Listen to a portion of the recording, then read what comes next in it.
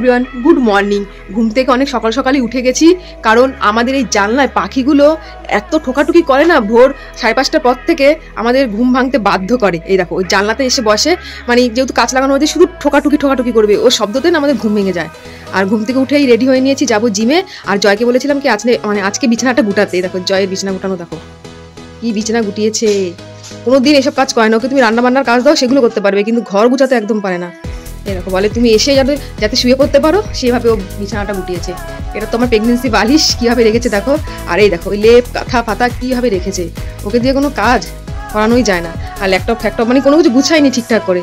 আর বিছনার চাদরটা দেখো ঠিকঠাকও করেনি। এগুলো সব এখন আমার ঠিক করতে হবে। তারপর যাবো জিমে, 6:30টার বেশি বেজে গেছে। আর জয় ওদিকে গেছে ব্রাশ করতে। তো চলো, জিম তো এখনো পর্যন্ত করে যাচ্ছি, জানি না আর কতদিন জিম করতে পারবো। এখন আমি রেডি হইনি, জয় তো ওদিকে রেডি হয়ে ব্রাশ করতে চলে গেছে। আমি এখন রেডি হবো, বিছানা ঠিকঠাক করবো, তারপর যাবো।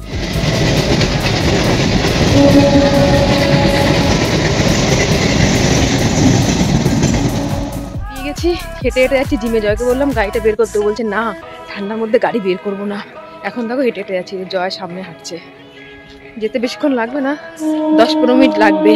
জিমে এসে প্রথমে জয় একটুখানি দৌড়িয়ে নিচ্ছে। যে কোনো ব্যায়াম করার আগে শরীরটাকে একটু গরম করলে এক্সারসাইজ খুব ভালো হয়। তো ও তো এক্সারসাইজ করছে, আমি বললাম আমি একটু এক্সারসাইজ করবো, ক্যামেরাটা ধরে দাও। ও সেটা শুনে মুখের যে অবস্থা করলো, ওর জন্য ওকে একটুখানি রাগ দেখালাম। রাগ দেখানোর পর ক্যামেরাটা জয় আমাকে ধরেই দিল। আমি যে ব্যায়ামটা করছি, এই ব্যায়ামটা কোমরের পক্ষে খুবই ভালো। আর এখন যেহেতু আমার প্রেগনেন্সি জার্নি চলছে, তো প্রেগনেন্সি জার্নির জন্য তো এই ব্যায়ামটা খুবই উপকারী।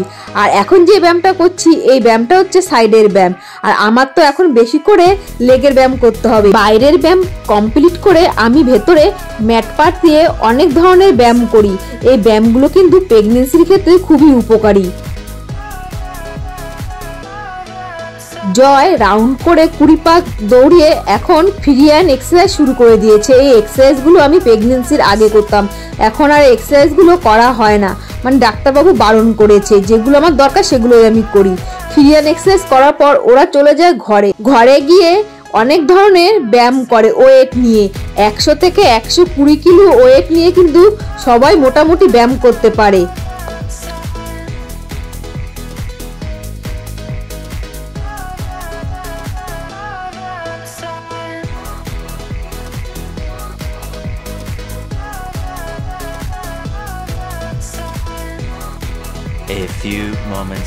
জিম থেকে বাড়িতে আসার পর দেখি ডেলিভারি বয় দাঁড়িয়ে রয়েছে। জয় এই ডেলিভারি বয়ের কাছ থেকে মালগুলো নিয়ে আসলো। এর মধ্যে রয়েছিল গ্রসারি আইটেম। আমরা কিন্তু গ্রসারি আইটেমগুলো ফ্লিপকার্ট বা অ্যামাজন থেকে সবসময় শপিং করে থাকি। পর দেখি ডেলিভারি বয় দাঁড়িয়ে রয়েছে এই মালপত্রগুলো নিয়ে। আর আমরা কিন্তু সব গ্রসারি আইটেম অনলাইন থেকে আনি। এটা হচ্ছে ডেটলের হ্যান্ড ওয়াশ, এই যে ডেটলের হ্যান্ড ওয়াশ রয়েছে এখানে রয়েছে কলিং, এই কাজটা মোছার জন্য কলিং দিয়েছিল জয় অর্ডার, কলিং। আর এখানে রয়েছে চিনি, এই চিনিটা না খুব ভালো, এই কারণে অনলাইন থেকে অর্ডার করা। দেখো কত মোটা চিনিটা। গুড নাইটের তেল রয়েছে, এই দেখো এটাও অনলাইন থেকে অর্ডার করা। আর এখানে রয়েছে রুম ক্লিনার, এই দেখো সব কিছুই অনলাইন থেকে জয় অর্ডার করে। তো এগুলো এখন ঠিকঠাক করে রাখতে হবে। আর জয় এদিকে গেছে বাবার সাথে বাজারে, গাড়ি বের করে। গাড়িটা সকালবেলা বের করলো না, বাট এখন বের করতে হলো, কারণ যাচ্ছে একটুখানি দেখতে বাজারে কচ্ছপ আছে কিনা, কচ্ছপের মাংস খাবো তাই। তো চলো, এখনো জিম থেকে এসে ড্রেসটাই চেঞ্জ করিনি। ড্রেসটা চেঞ্জ করে আমি চলে আসলাম রান্নাঘরে। আগের দিনের কটা ভাত ছিল, ওই ভাতগুলো আমি জয়কে সব কিছু সবজি দিয়ে ভেজে দিচ্ছি। ভাতগুলো ফেলবো, ভাত ফেলতে খুবই কষ্ট হয়। তারপর আমি আমার জন্য ভাত বসিয়ে দিয়েছি। আর যেহেতু আমি এখন 3 বেলা ভাত খাই, রাতের জন্য ভাতটা তুলে রাখছি, ওটা আবার রাতে একটুখানি রান্না করে নেব। সকালের ব্রেকফাস্ট কমপ্লিট করে জয় চলে আসলো কচ্ছপ কাটতে। সকালবেলা জয় আর বাবা গিয়ে কচ্ছপ নিয়ে এসেছিল। অনেকদিন থেকে ইচ্ছে ছিল কচ্ছপ খাবো, এখন যেটা ইচ্ছে করে সেটাই খেতে হয়। আমাদের বাড়িতে কিন্তু স্বাদের কোনো নিয়ম নেই, ওই কারণে আমার কোনো স্বাদ কিন্তু দেওয়া হচ্ছে না। ভালো করে কেটে জয় ধুয়ে নিয়েছে। আর এগুলো দেখতে পাচ্ছ, এগুলো হচ্ছে বাদি, এগুলো আবার গরম জল করে সেদ্ধ করে আবার এই ছালগুলোকে তুলতে হয়েছে। এগুলো মা জয় বসে বসে এতক্ষণে করলো। আর আমি এই মাংসতে হলুদ, কাঁচা তেল, লঙ্কা, আদা, জিরে পেস্ট সবকিছু দিয়ে মাখিয়ে রেখেছি। প্রায় 1.5 ঘন্টা ম্যারিনেশন হবে। আর আমাদের বাড়িতে কিন্তু সবাই কচ্ছপের মাংস নিরামিষই খায়, কেউ আমিষ খায় না। যেহেতু বাবা মা পেঁয়াজ রসুন মানে গন্ধই সইতে পারে না, ওই কারণে আমাদের বাড়িতে কচ্ছপ সবসময় নিরামিষ রান্না করা হয়। আর আজকে ভাবছি আমি নিরামিষ খাবো, কারণ এই কদিন ধরে প্রচন্ড গ্যাস হচ্ছে আমার। জয় বললো তোমার পেঁয়াজ রসুন দিয়ে খাওয়া দরকার নেই, তুমি আমাদের সাথে নিরামিষই খাও। তো চলো, এটা 1.5 ঘন্টা ম্যারিনেশন হবে, তারপর জয় আসবে রান্না করতে। সব তো দেওয়াই হয়ে গেছে।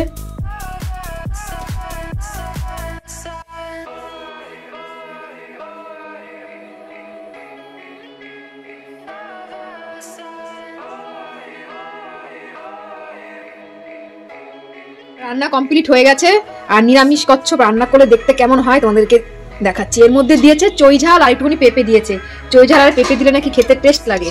এই দেখো নিরামিষ কচ্ছপ, একটুখানি ঝোল ঝোলই রেখেছে পাতলা, যেহেতু জয় একটু ঝোল পছন্দ করে ওর জন্য ঝোলই রেখেছে পুরো একদম। এই দেখো, আর উনুনের উপর রেখে দিয়েছি একটু গরম থাকবে তাই। ভাত তারপর তরকারি সবকিছু আমরা উনুনের উপর রাখি, কারণ শীতকাল তো ঠান্ডা হয়ে যাবে। আর জয় দেখো, এই দেখো দাঁড়িয়ে রয়েছে স্নান করে এসে, কচ্ছপ খাবে বলে ড্যান্স করছে। যাও তুমি আগে, খালি গায়ে রয়েছে, আবার দিচ্ছে খালি গায়ে। বাথরুম থেকে বেরিয়ে এখানে আবার আসছে নাকতালি করতে। কি করছো? আর গরম এমনিতে এই মাত্র রান্না করলে, আবার গরম কি দরকার? যাও যাও। আর কচ্ছপ খাওয়ার জন্য দেখো আজকে তাড়াতাড়ি করে স্নান কমপ্লিট করে নিয়েছে। 3টে বাজে কোথায়? 3টে বাজে না, 2টো বাজে। যাও তাড়াতাড়ি। বিড়ালোটা হ্যাঁ টেবিলে তো কিছুই নেই, দেখেছো ঘরে বিড়াল ঢুকে যাচ্ছে। টেবিলে তো এই গ্রসারি আইটেমগুলো এখনো রাখা হয়নি, ওগুলোই রয়েছে। Bye bye tata good bye गया।